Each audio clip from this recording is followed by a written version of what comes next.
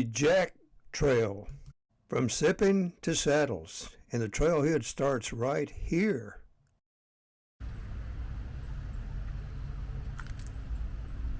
Look at these cabbages.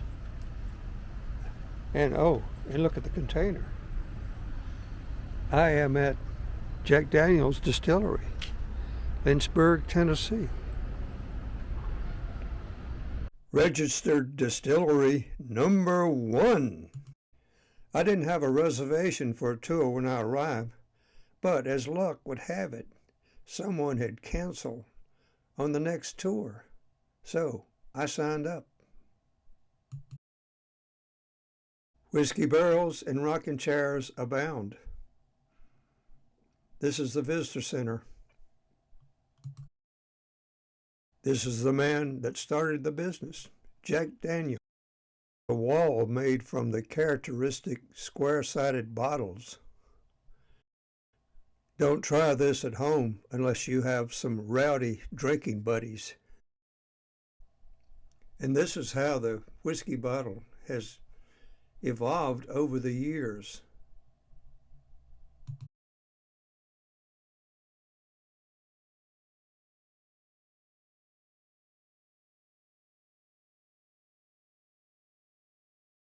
These are the ingredients: corn, barley, and rye.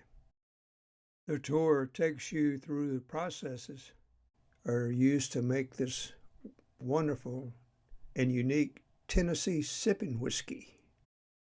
From beginning to end. The Jack Daniel's General Store delivery truck.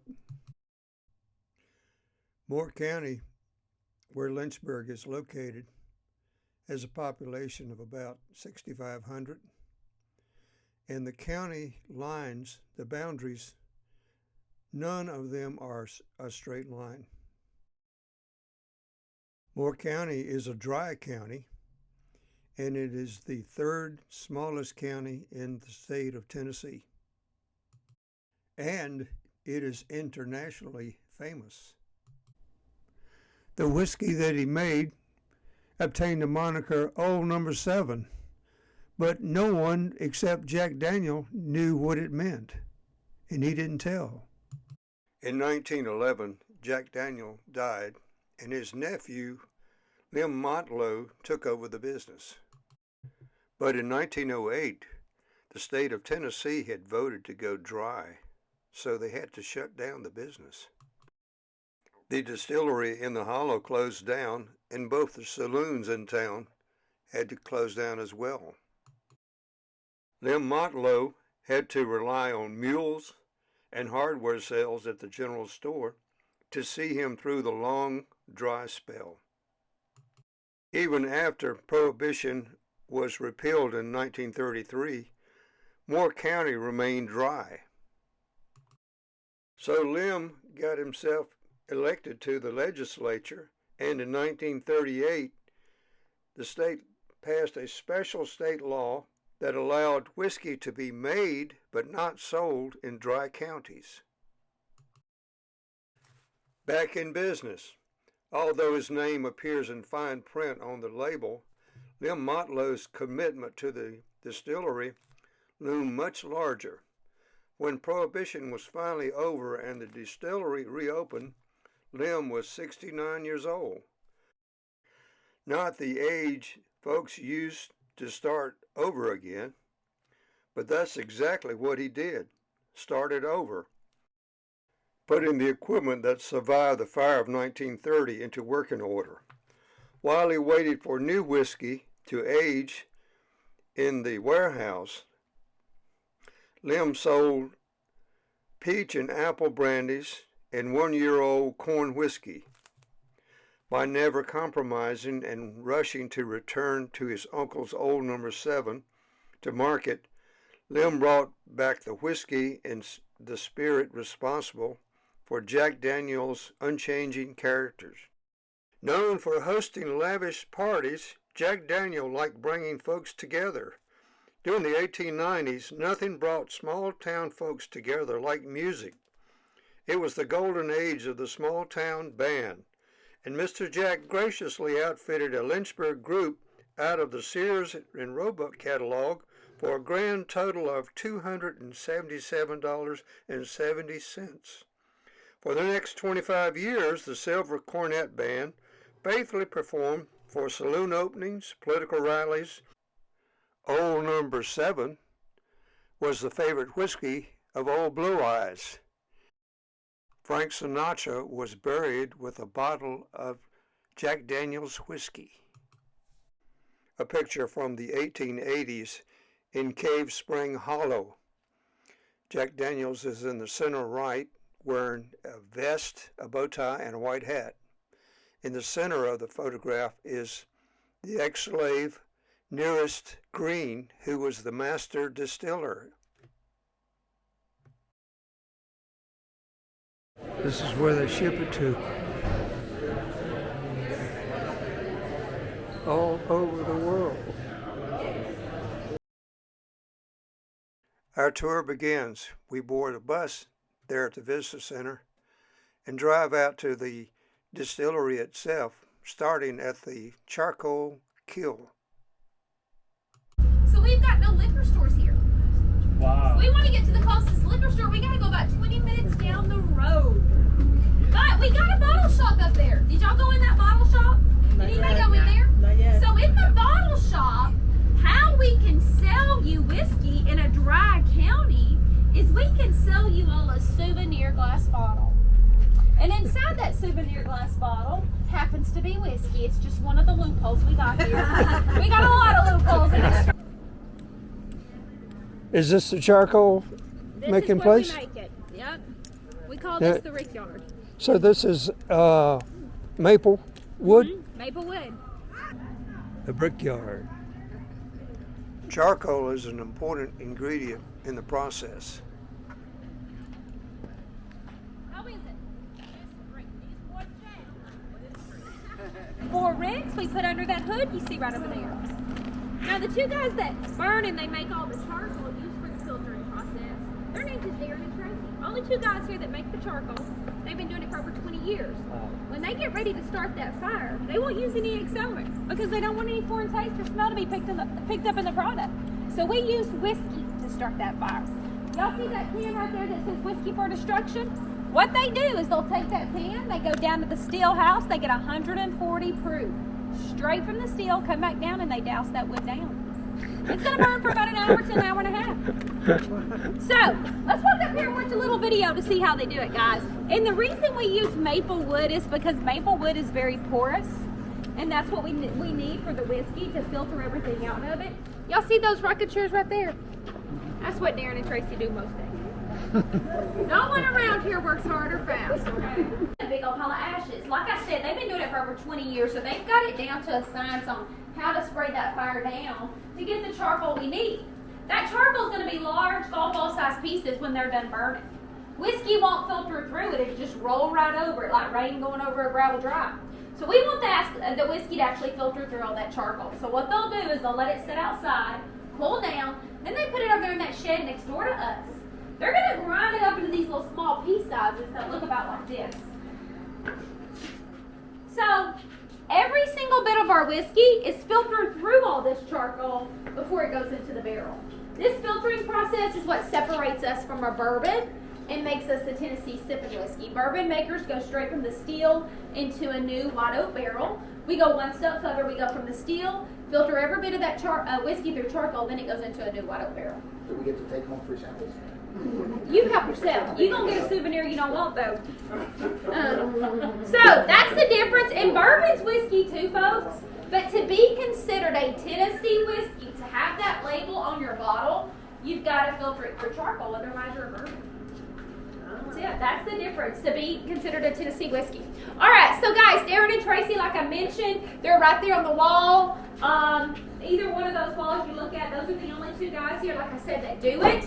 Now, guys, the filtering process is called charcoal mellowing, which mellowing is just a fancy word for filtering. So we'll actually go up into the charcoal mellowing building a little bit later on. We have 72 charcoal mellowing vats here. They look similar to this right here. They're about that big diameter. But guys, They got 10 feet of charcoal in them, so they're 14 feet tall. Charcoal's packed in there 10 feet deep. And those tasters that's tasting that whiskey up in those barrel houses, they're also tasting the whiskey when it's coming out of the bottom of the mellowing vat. So if they decide that charcoal's not filtering, we send all those small little pieces of charcoal I just showed y'all. It all goes to Arkansas. They pack it into briquettes for your grills at home.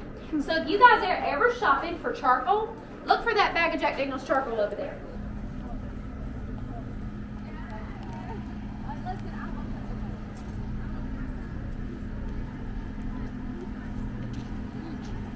I think this is the cave. There you go. They suck everything out. They do. This one here is a 1919 American LaFrance. It no longer runs. This one here actually still runs. It's a 1928 REO Speedwagon, and we use this one to promote one of those liqueurs that I was telling you all about earlier, the Tennessee Fire. So we use this one to promote that whiskey. Kind of goes hand in hand with the Tennessee Fire, this fire truck. Christmas time, you guys come back next month, you'll see St. Paul sitting in this one right here. Little history that has nothing to do with whiskey, guys. Do y'all know what these are the initials of, this REO? That's the initials of Ransom Eli Olds. He's the man that invented the Oldsmobile vehicle. Got rocking chairs everywhere. In 1881, Jack Daniels bought this property that has this spring on it. The water coming from this spring has no iron in it. That's what he was looking for. He moved his distillery here. So the Tennessee Taster is something that you can only buy here in Tennessee. We don't sell it anywhere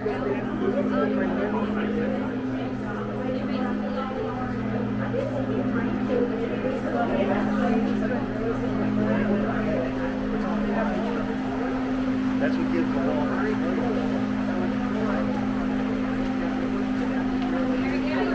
Alright, you guys come over here. Let me tell you about this water right here.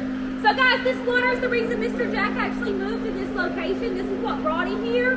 But how really Jack got into the whiskey business is Jack grew up about 5 miles from here. He was the youngest of 10 children. Jack's mom passed away shortly after he was born. Jack's dad remarried. Little Jack didn't like his new stepbrother, so he just left home. He was a little bitty kid, 5, 6, 7 years old. Just a little kid. So he went down the road, moved in with a local Lutheran minister. His name was Reverend Dan Call. Now, Reverend Call had a general store on the town square, but he also had a big farm. On that farm was a whiskey still. And this was prior to the Civil War and Emancipation, and that whiskey still on the farm was under the watching care of an enslaved man, Nathan Green. So Nathan Green and that minister, those two are the ones that taught little Jack how to make whiskey at an early age. So as the years went on, little Jack was growing up. That Lutheran minister, he decided to sell his whiskey still in 1866. He sold it to Jack. The first thing that Jack did when he bought it is he registered it with the United States, so we are the oldest registered whiskey still. That was 1866. He didn't come here to 1881. So he moved around to different locations because he was trying to find a good water source. He was looking for iron-free water because that's important in making whiskey. He found this water 1881, moved his still right here. This water's iron-free because of all this Tennessee limestone right here, guys. All this limestone is removing every bit of that iron in the water and adding other minerals back to it.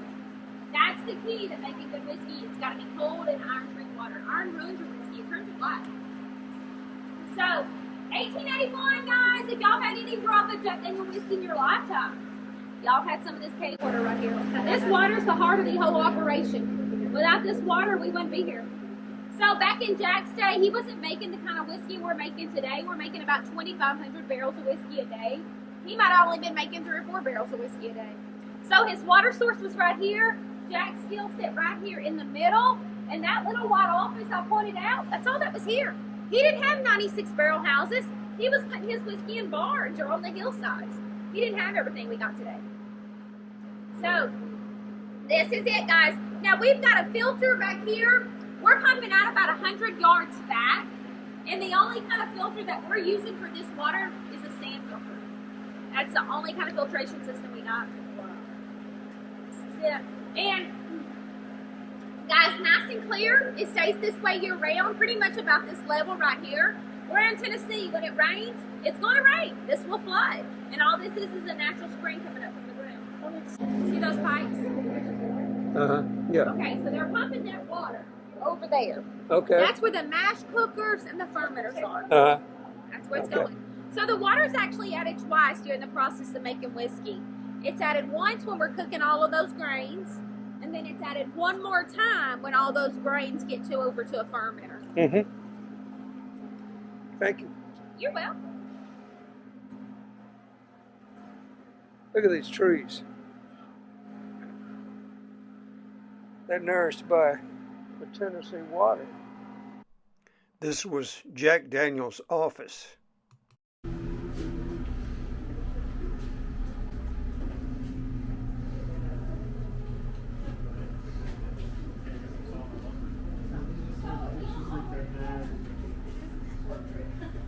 We've had since Mr. Jack's day. Since 1866 till right now. This is it.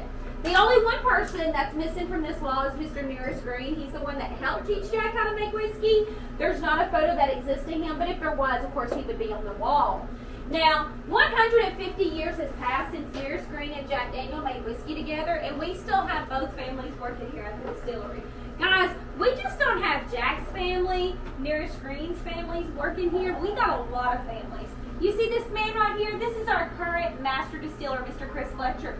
He's the grandson to Mr. Frank Bobo. He's sitting in the same office, sitting at the same desk that his granddad once sat in. Lots of families that work here, guys. So, I want to point something out. Y'all see all this photo right here? When Jack moved here in 1881, two of Nearest Green's sons did make the move with him, and this happens to be one of them right here sitting down. He's sitting down right next to Mr. Jack, and Mr. Jack's the only one standing in this entire photo. He's a hot little hat. If you haven't seen a good picture of him, that's him right there above that fireplace. When Jack was born, his parents named him Jasper Newton Daniel, okay? He was just given the nickname Jack when he was a kid. Jack stuck with him his whole life. So when Jack died in 1911, I mentioned he never married nor had children. He was a lifelong bachelor. So all of this was left to his nephew, Lem Motlow, and that's Mr. Lem Motlow right there above that desk.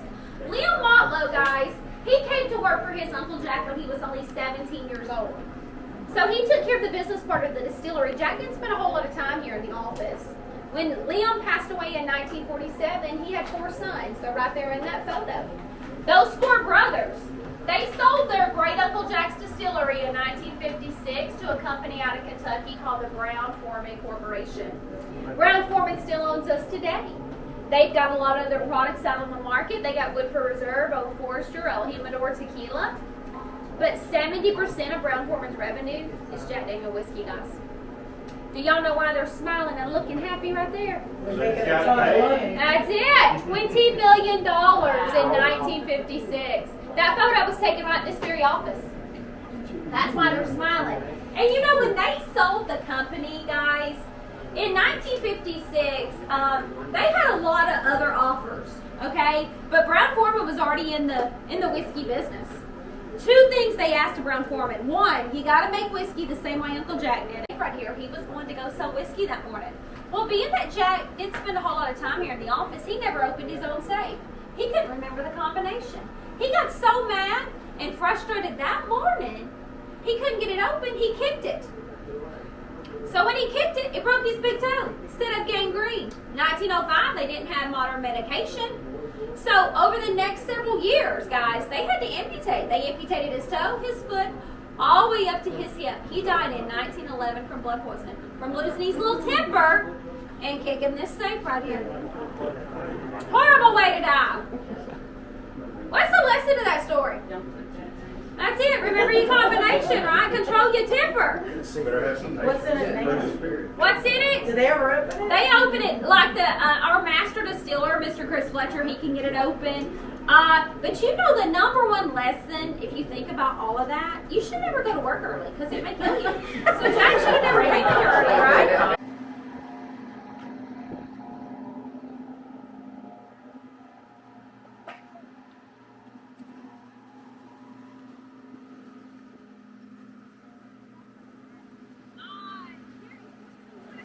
The grain mill.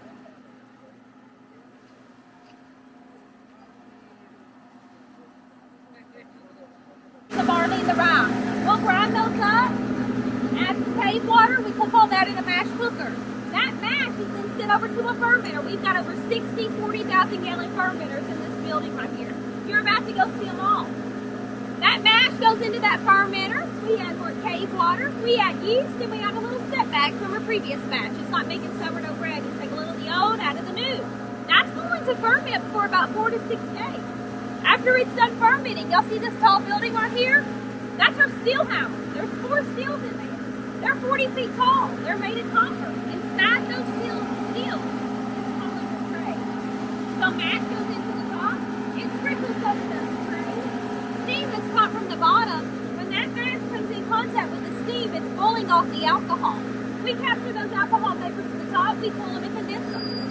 So when y'all go up in here, you're going to see some dry boxes. Typically, if the steels were running, it looks like water rolling off those dry boxes. It's not water, it's alcohol. Two large ones produce 45 gallons a minute, 2 small ones produce about 50.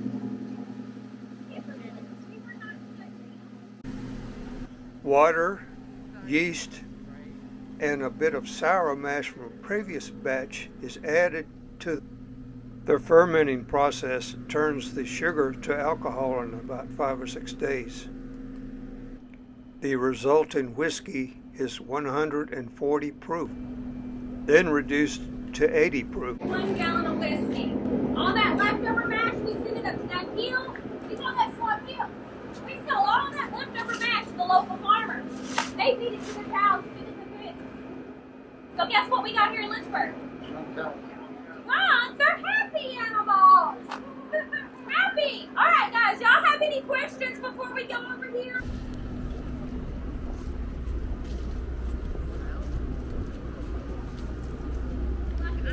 I live about 20 minutes down the road, and that smell, the yeast, that corn smell, I love that smell. I can smell it. Oh yeah, I can smell it in the mornings. But now nothing is dark out by my house. But This is the cooperage room.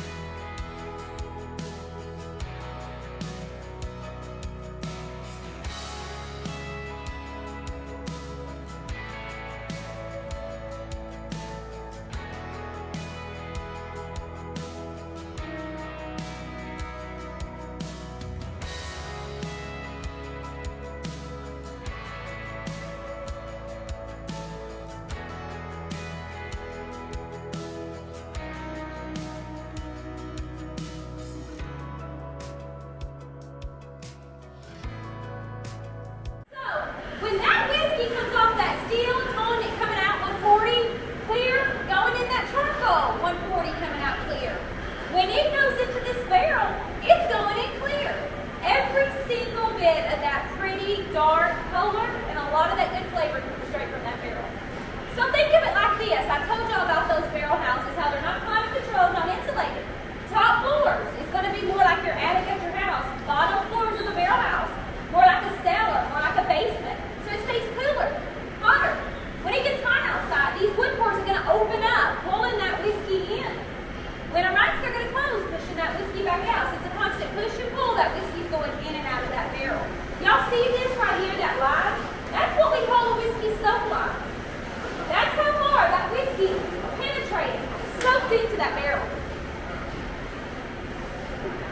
So the hotter it gets on those top floors where you're going to find that really dark red colored single barrel, it's going to dig deeper. So guys, we use our barrels one time. After we're done using those barrels, because it will stay in those barrels between 4 and 7 years. We use them one time. It's like when you make sweet tea at home. You use your tea bags once because you get the most of that. It's awesome. We don't toss these barrels. 80% of these barrels will go to Scotland, Ireland for Scotch whiskey. Some of them go down to the Caribbean, Mexico for rum and tequila makers. Louisiana hot sauce. Y'all got a bottle of that in your pantry?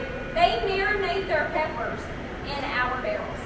So if you guys would like to buy a barrel today, go down to the hardware store. The hardware store is on the town square. We had that store, it's been down there over 100 years. Lem Motlow, that was Jack's nephew. When he inherited the distillery, it was during the time of Prohibition. No one could make whiskey. He opened that store up. Still open today. Now we're not selling what he sold many years ago. Today we use it as the official Jack Daniel's souvenir store. T-shirts, hat, belt buckles, anything you want, y'all can get jacked up in that store. And I don't mean on whiskey.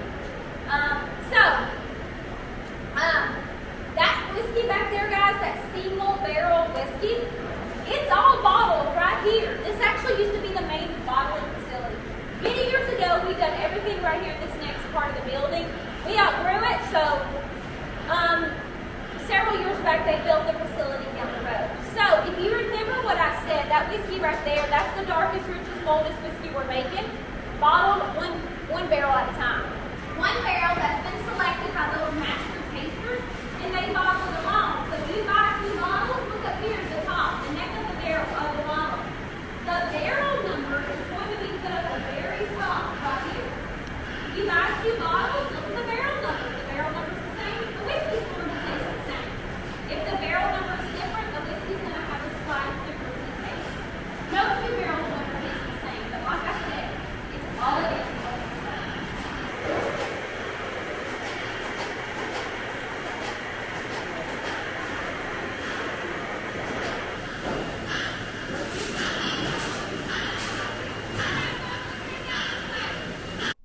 This looks like the single barrel selection. The final stop on the tour is the Barrel House Aging Warehouse.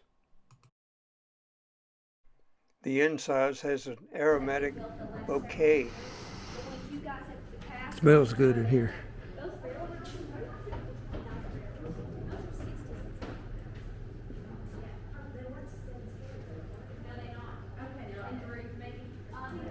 Walk slow, breathe deep.